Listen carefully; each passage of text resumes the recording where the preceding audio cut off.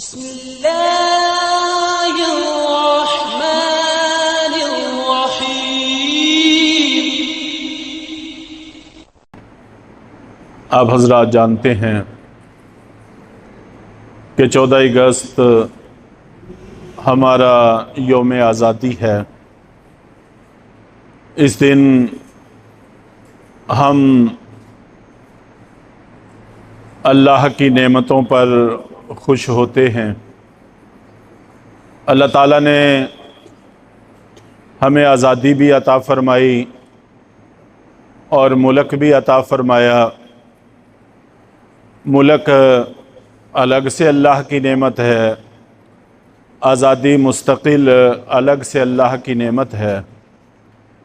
دونوں پر اللہ کا شکر ادا کرنا، دونوں نعمتوں کی قدر کرنا ہمارا فریضہ ہے، ہماری ذمہ داری ہے، اور ناقدری کرنا ظاہر ہے کہ کسی طور پر بھی مناسب اور درست نہیں ہے۔ آزادی ہر قوم کی ضرورت ہوتی ہے۔ اللہ رب العزت نے قرآن پاک میں بھی اس کا تذکرہ کیا ہے، جس سے اس کی اہمیت سمجھ میں آتی ہے، اور احادیث کے اندر ہمارے نبی کریم صلی اللہ علیہ وسلم نے بھی اس کو ذکر فرمایا ہے۔ تو اس پیرائے میں چند ایک باتیں، چند ایک گزارشات عرض کرنے کا ارادہ ہے۔ چنانچہ آپ جانتے ہیں کہ بنی اسرائیل مصر میں کیسے منتقل ہوئی۔ حضرت یوسف علیہ السلام وہاں ایک غلام کے طور پر پہنچے۔ اللہ رب العزت نے غلامی سے بھی آزادی عطا فرمائی، قید سے بھی آزادی عطا فرمائی، مصر میں ان کو وزارت عطا فرمائی۔ اس کے بعد اللہ رب العزت نے ان کو مصر کی بادشاہی بھی عطا فرمائی، اور آپ کا سارا خاندان وہاں پر منتقل ہو گیا، اور بنی اسرائیل وہاں کی ایک مستقل اور بڑی قوم بن گئی۔ حضرت یوسف علیہ السلام کے دنیا سے رخصت ہونے کے بعد ان کے خاندان میں بادشاہت کا سلسلہ چلتا رہا، جب تک یہ دین پر قائم رہے، اللہ کے سامنے جھکتے رہے، اللہ کی فرما برداری کرتے رہے، تو اللہ تعالیٰ نے ان کو سربلندی بھی عطا کیے رکھی، اور وہاں پر خوشحالی بھی اور آزادی بھی عطا فرمائے رکھی۔ رفتہ رفتہ جیسے خرابیاں ہر قوم میں آتی ہیں، ان میں بھی آئیں، تو وہاں پر جو پہلے سے قوم آباد تھی، انہوں نے پھر حکومت بھی ان سے چھین لی اور ان کو اپنا غلام کے طور پر رہنے پر مجبور کیا۔ چنانچہ فرعونیوں نے ان پر ظلم ڈھانے شروع کیے۔ ان ظلموں کا تذکرہ قرآن پاک کے اندر موجود ہے، یہاں تک کہ ان کے بیٹوں کو قتل کر دیتے تھے، ان کی بیٹیوں کو زندہ رکھتے تھے۔ بیٹوں کو قتل کر دینا مستقل عذاب ہے، بیٹیوں کو زندہ رکھنا اس سے بھی بڑا عذاب ہے، جس کا سامنا بنی اسرائیل کو اپنی گمراہیوں، نافرمانیوں کی وجہ سے کرنا پڑا۔ حضرت موسیٰ علیہ السلام نے فرعون کے گھر میں شاہی محلات میں پرورش پائی، اور ایک شہزادے کے طور پر پرورش پائی۔ فرعون نے اور فرعون کی بیوی امرأت فرعون حضرت آسیہ نے ان کی پرورش کی۔ اللہ تعالیٰ نے حضرت آسیہ کو بعد میں اسلام کی توفیق بھی عطا فرمائی، اور دنیا سے رخصت ہونے سے پہلے جنت میں ان کو ان کا ٹھکانہ بھی دکھا دیا۔ قربانی بہت بڑی تھی، تو تفصیلات میں جانے کا موقع نہیں ہے۔ تو ایک شہزادے کے طور پر شاہی تمام تر سہولتوں کے ساتھ انہوں نے پرورش پائی۔ پھر ایک واقعہ پیش آیا، انہوں نے ایک قبطی کو ایک اسرائیلی کے ساتھ جھگڑنے پر مکہ مارا جس سے وہ مر گیا۔ تو یہ وہاں سے مدین چلے گئے، تقریباً 10 سال وہاں پر ان کا قیام رہا۔ پھر وہاں سے جب واپس آ رہے تھے تو اللہ رب العزت نے ان کو نبوت عطا فرمائی، اور ساتھ 2 کام ان کے ذمے لگائے۔ ایک تو قرآن پاک میں اس کا تذکرہ ہے، اذهب الى فرعون انه طغى، فرعون کے پاس جاؤ، اس لیے کہ فرعون بڑا سرکش ہو گیا ہے، اس کو سمجھاؤ کہ سرکشی چھوڑ دے، سرکشی کے اندر تمہارا کوئی فائدہ نہیں ہے۔ اور ساتھ ہی فرمایا کہ نرمی کے ساتھ سمجھانے کی کوشش کرنا، نرم لب و لہجہ اختیار کرنا۔ چنانچہ تمام تر انبیاء اکرام کا موقف اتنا مضبوط اور اتنا ٹھوس ہوتا تھا کہ اس کے اندر تو کوئی لچک نہیں تھی، لیکن طرز خطاب اتنا نرم، ریشم سے بھی زیادہ نرم و نازک ہوتا تھا کہ تخاطب کا انداز نرم ہوتا تھا، لیکن موقف مضبوط اتنا ہوتا تھا کہ اس میں کبھی وہ لچک نہیں لیا کرتے تھے۔ چنانچہ ایک کام ان کے ذمہ یہ لگا کہ فرعون سرکش ہو گیا ہے، اس کو سمجھاؤ۔ اور دوسرے کام کا تذکرہ بھی قرآن پاک میں ہے کہ ان ارسل معنا بنی اسرائیل، کہ بنی اسرائیل کو تم نے غلام بنا کے رکھا ہوا ہے، ہم یہاں سے کسی اور طرف ہجرت کرنا چاہتے ہیں، فلسطین کی طرف چلے جانا چاہتے ہیں، تم بنی اسرائیل کو ہمارے ساتھ جانے دو، راستے میں رکاوٹ نہ بنو، ہمیں آزاد رہنے دو، آزاد قوم ہیں، آزاد رہنا چاہتے ہیں، ہماری آزادی میں کوئی رکاوٹ نہ بنو۔ یہ 2 پیغام اللہ تعالیٰ نے حضرت موسیٰ علیہ السلام کو دے کر فرعون کے پاس بھیجا کہ ایک تو وہ سرکش ہو گیا ہے، اس کو سمجھاؤ کہ سرکشی سے باز آ جائے، اور دوسرا اس کو کہو کہ ہم یہاں سے جانا چاہتے ہیں، بنی اسرائیل کو ہمارے ساتھ جانے دو، تاکہ ہم، اللہ کی زمین وسیع ہے، کسی اور جگہ اپنے پرانے وطن، اصل وطن میں جا کر آزادانہ زندگی گزارنا چاہتے ہیں۔ اس کے بعد فرعون نے حضرت موسیٰ علیہ السلام کو کہا کہ تم بچے تھے، ہمارے گھر میں پرورش پائی تم نے، اور ہم نے تمہیں تمام تر سہولتیں دی، تو تم نے اس کا ہمیں یہ صلہ دیا ہے۔ قال الم نربک فینا ولیدا ولبثت فینا من عمرک سنین، فرعون نے کہا کہ ہم نے تمہیں کتنا عرصہ پالا اپنے اندر رکھ کے، اپنے گھر میں رکھ کے، ولیدن تم چھوٹے سے بچے تھے، وَلَبِثْتَ فِينَا مِنْ عُمْرِكَ سِنِينَ، اور کتنے سال اپنی زندگی کے تم ہمارے ہاں ٹھہرے رہے، تو اس کا صلہ اب یہ دے رہے ہو کہ میرے سامنے کھڑے ہو اور بنی اسرائیل کی آزادی چاہتے ہو۔ تو فرعون نے احسان جتلانے کی کوشش کی۔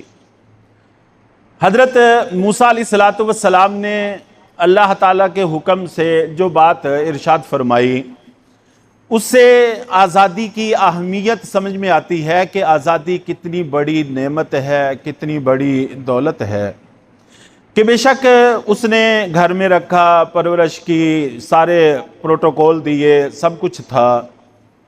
اور پھر ساتھ فرعون نے یہ بھی کہا کہ وَفَعَلْتَ فَعْلَتَكَ الَّتِي فَعَلْتَ وَأَنْتَ مِنَ الْكَافِرِينَ، اور آپ کو اپنا وہ کام بھی یاد ہے جو آپ کر کے گئے ہیں، ایک قبطی کو مار کے چلے گئے۔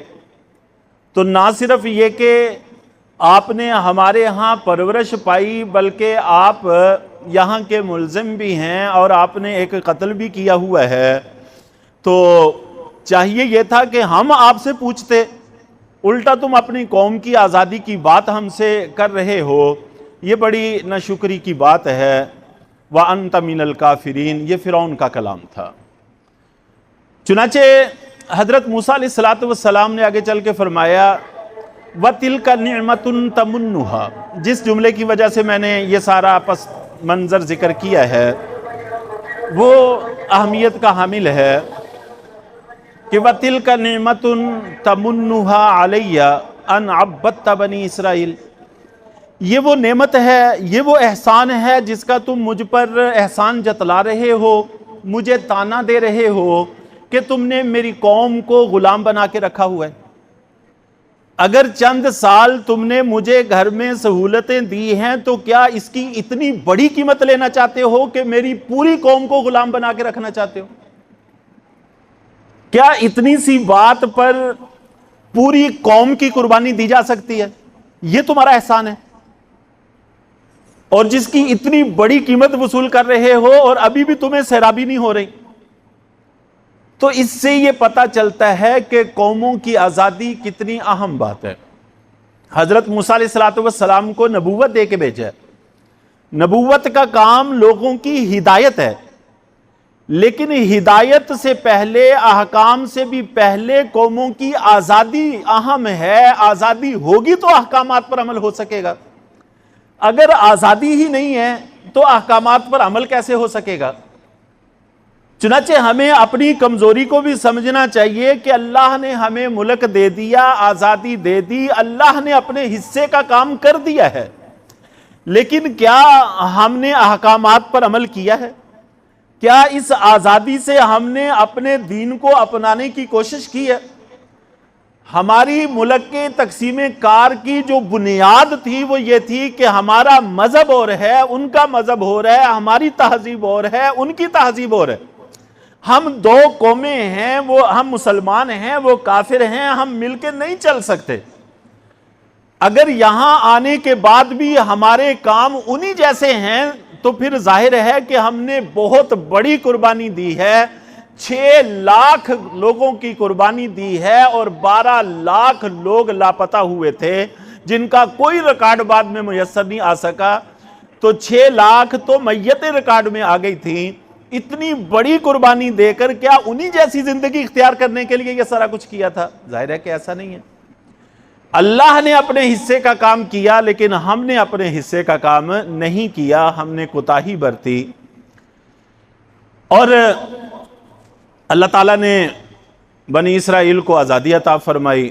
حضرت موسیٰ علیہ السلام لے کر چلے گئے، سمندر قلزم اس کو پار کیا۔ جس وقت قومیں عزم کر لیتی ہیں، عزم مصمم، ارادہ کر لیتی ہیں، تو پھر کوئی چیز بھی راہ کی رکاوٹ نہیں بنتی۔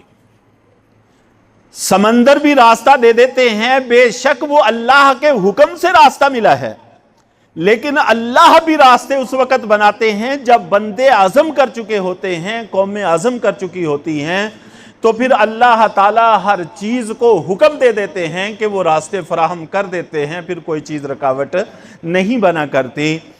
چنانچہ اسی وقت پھر ان کو راستہ ملا، اور فرعون اور اس کی ساری قوم کو اللہ تعالیٰ نے ڈبو دیا، اس کے سارے لشکر کو، اس کی ساری طاقت کو ملیا میٹ کر دیا۔ ان کو آزادی حاصل ہو گئی۔ اس آزادی پر بنی اسرائیل خوشی منایا کرتی تھی، جشن منایا کرتی تھی۔ اب سوال یہ ہے کہ وہ جشن کیا تھا؟ ہم مسلمانوں کو تو اسلام کی تہذیب کے مطابق جشن بھی منانا نہیں آتا، خوشی بھی منانی نہیں آتی، تو ہم باقی احکامات پر کیا عمل کریں گے؟ بنی اسرائیل، چنانچہ نبی پاک صلی اللہ علیہ وسلم جب مدینہ منورہ آئے تو آپ کو اطلاع ملی کہ اللہ تعالیٰ نے اس دن 10 محرم الحرام کو فرعون کے تسلط سے بنی اسرائیل کو آزادی دی تھی، اور فرعون اور اس کی ساری طاقت کو غرق کر دیا تھا۔ تو اس پر بنی اسرائیل والے 10 محرم کا بطور شکرانے کے روزہ رکھتے ہیں۔ یہ شکرانے ہے، یہ جشن ہے، یہ خوشی ہے۔ گزشتہ 14 اگست کو بھی مجھے یاد ہے کہ یہی عنوان تھا میرا کہ اللہ کے نبی صلی اللہ علیہ وسلم کی حیات طیبہ میں بارہا بڑی بڑی خوشیاں آئی ہیں، لیکن وہ کیسے منائی ہیں؟ وہ خوشیاں ہمارے لیے نمونہ ہیں۔ فتح مکہ ہوا، بہت بڑی خوشی تھی۔ اللہ کے نبی صلی اللہ علیہ وسلم جب مکہ میں داخل ہو رہے تھے فاتحانہ طور پر، تو آپ کی दाढ़ी मुबारक और ठोड़ी मुबारक सीने से लगी हुई थी, अल्लाह के शुक्राने के तौर पर झुकते हुए, और आपका सर का अमामा और पेशानी ऊंट की कोहान से लगी हुई थी, और आंखों से आंसुओं की लड़ी जारी थी। ये खुशी है, ये अंदाज़े खुशी है। लेकिन हमारी मस्जिद खाली, उस दिन नमाजी और कम हो जाते हैं, तो हम तो अपने खुशी के तरीके भी मुतय्यन नहीं कर सके, अपने मज़हब के मुताबिक नहीं कर सके, बाकी मामलात हमने क्या करने। तो कुरान पाक के हवाले से मैंने जिक्र किया कि कुरान पाक ने भी आज़ादी का जिक्र किया है, और हज़रत मूसा अलैहिस्सलातु वस्सलाम के ज़रिए से किया है कि तुमने बेशक मुझे इतने साल घर में रखा, शाहाना नेमतें दी, और मिस्र में बतौर शहज़ादे के मैंने ज़िंदगी बसर की। तो एक आदमी को मुक्का मारा और वो मर गया, किसी की मजाल नहीं थी कि आवाज़ निकाल सके, तो ऐसी ज़िंदगी वहाँ पर मिली। लेकिन वतिल का नेमतुन तमुन्नुहा अलैया अन अब्बता बनी इसराइल, कि ये वो नेमत है जिसका तुम मुझ पर एहसान जतला रहे हो कि मेरी पूरी कौम को उसके बदले में गुलाम रखना चाहते हो। हमें ये बात गवारा नहीं। चुनांचे अल्लाह के नबी सल्लल्लाहु अलैहि वसल्लम भी जब मदीना मुनव्वरा तशरीफ़ लाए, आप जानते हैं कि मक्का मुकर्रमा में कोई हुक्म नाज़िल नहीं हुआ। पहले आज़ादी, पहले वतन, फिर अहकामात जितने भी हैं वो सारे के सारे मदीना मुनव्वरा में नाज़िल हुए। चुनांचे जो मदनी सूरतें हैं अहकामात से भरी हुई हैं, और मक्की किसी सूरत के अंदर शायद ही कोई हुक्म मिलेगा, वगरना आखरत का जिक्र, जन्नत का जिक्र, जहन्नुम का जिक्र, मौत का जिक्र, इस किस्म की चीज़ें, इस किस्म के मामलात, पहली कौमों का तज़करा, इन चीज़ों पर मुश्तमिल हैं मक्की सूरतें।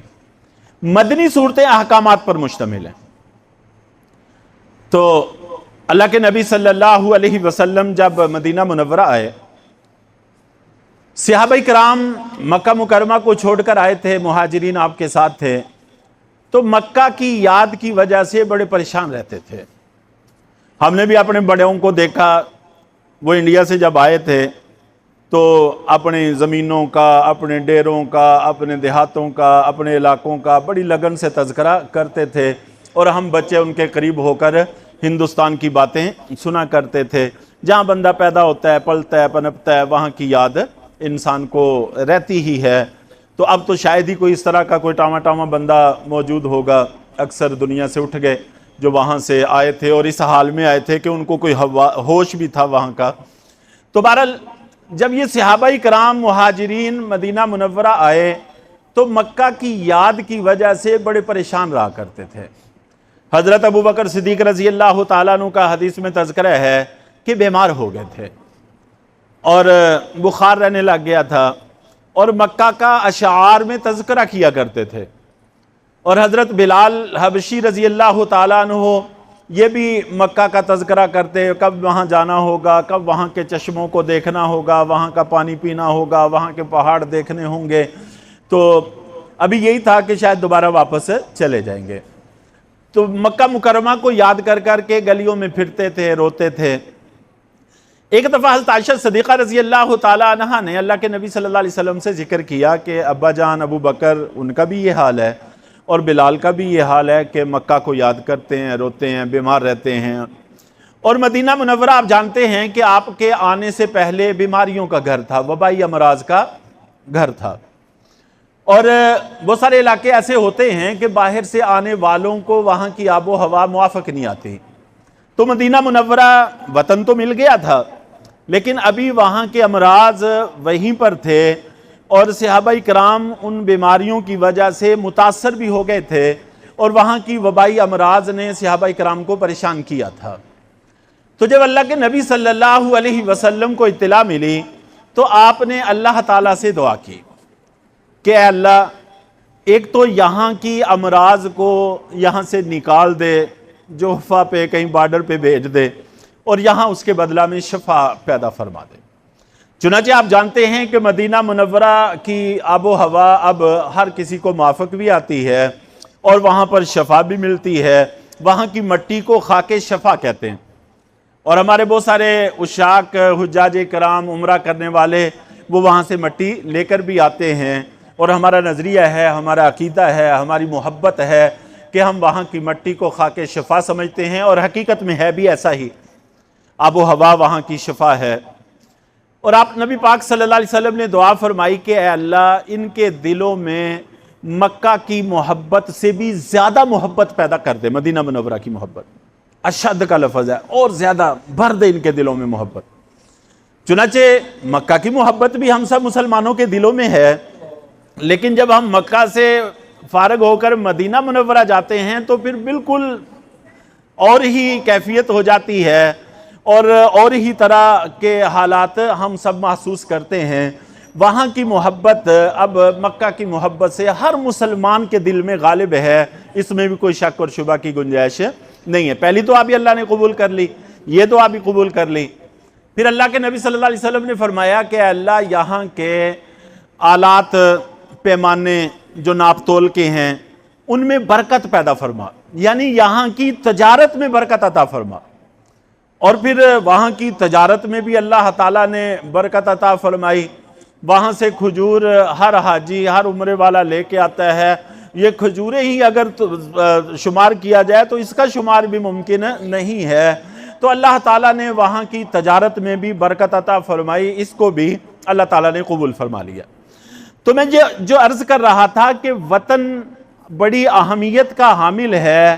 اللہ کے نبی صلی اللہ علیہ وسلم کو جیسے ہی پتا چلا کہ میرے صحابہ پریشان ہیں، فوراً اللہ سے دعا کی اور اللہ سے وہ کچھ مانگا جو وہاں کی ضرورت تھی، اور ان مانگنے کی چیزوں میں سے ایک چیز اس وطن کی محبت بھی تھی کہ اللہ وطن کی محبت ہمارے دلوں میں پیدا فرما۔ وطن کی محبت ہونا فطری چیز ہے، ہم آزاد ہوئے، اللہ کی نعمت ہے، ہمیں اللہ نے یہ خطہ عطا فرمایا، اللہ کی نعمت ہے، اور اس کی محبت ہمارے دلوں میں ہونا یہ ہمارا فطری طبیعت کا تقاضا ہے، اور خوشی منانا یہ بھی ہماری طبیعت کا تقاضا ہے، لیکن خوشی کے انداز قرآن و حدیث سے سیکھنے کی ضرورت ہے۔ جو انداز ہم نے اپنائے ہوئے ہیں یہ کسی طور پر بھی مناسب اور درست نہیں ہے۔ اللہ تعالی ہم سب کو ان نعمتوں کی قدر کی بھی توفیق عطا فرمائے، اور اسی طرح اس کی حفاظت کی بھی توفیق عطا فرمائے، اور صحیح طریقے کے مطابق شکر کی بھی توفیق عطا فرمائے۔